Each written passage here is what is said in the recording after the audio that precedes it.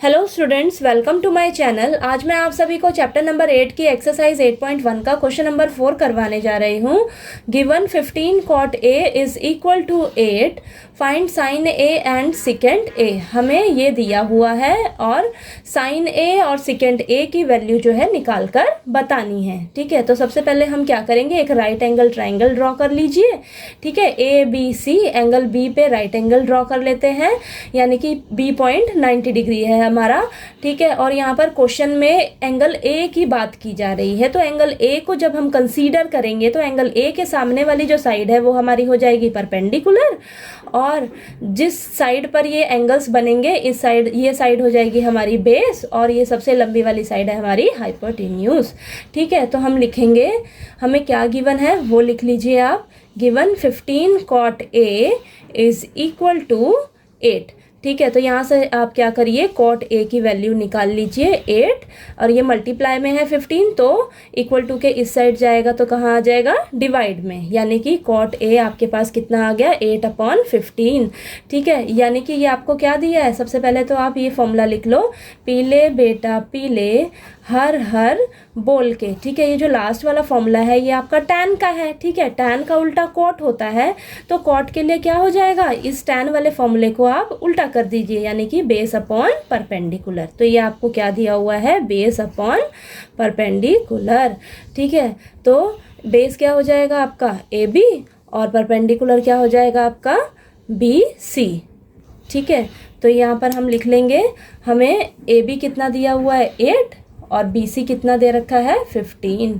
ठीक है, अब हमें दो साइड्स तो दे रखी हैं, यानी कि बेस 8 दिया है और परपेंडिकुलर 15 दिया है। ठीक है, तो थर्ड साइड क्या है, हाइपोटेन्यूज, ये हमें निकालनी पड़ेगी। ठीक है, तो ये कैलकुलेट करने के लिए हमें तीनों साइड्स पता रहनी चाहिए। अब दो साइड दी है, तीसरी साइड निकालने के लिए हम क्या यूज़ करेंगे, पाइथागोरस थ्योरम। तो लिख लीजिए, बाय यूजिंग पाइथागोरस थ्योरम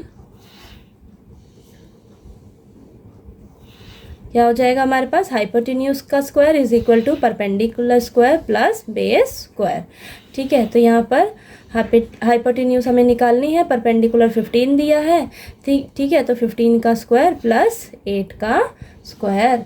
ठीक है, तो यहाँ पर हो जाएगा हाइपोटेन्यूज स्क्वायर, 15 का स्क्वायर कर लेंगे यहाँ पर हम, तो यहाँ पर क्या आएगा, 5 5 ज़ा 25, 2 ऊपर कैरी, 5 1 ज़ा 5, 2 ऐड करेंगे 7, 1 5 ज़ा 5, 1 1 ज़ा 1, तो 5 ऐड कर लीजिए इसको, 5 7 और 5 को ऐड करेंगे 12, 12 और 1 ऊपर कैरी, तो यहाँ पर 2 आ जाएगा, यानी कि 225 आया आपका 15 का स्क्वायर, और 8 का स्क्वायर आएगा आपके पास 64।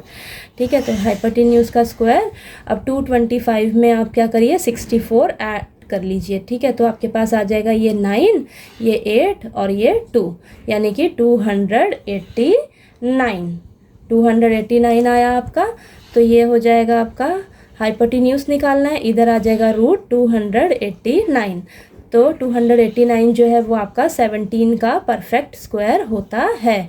तो ये लिख लेंगे ऐसे, तो ये रूट से स्क्वायर कैंसिल हो जाएगा, तो आपके पास आ जाएगी हाइपोटेन्यूज की वैल्यू 17।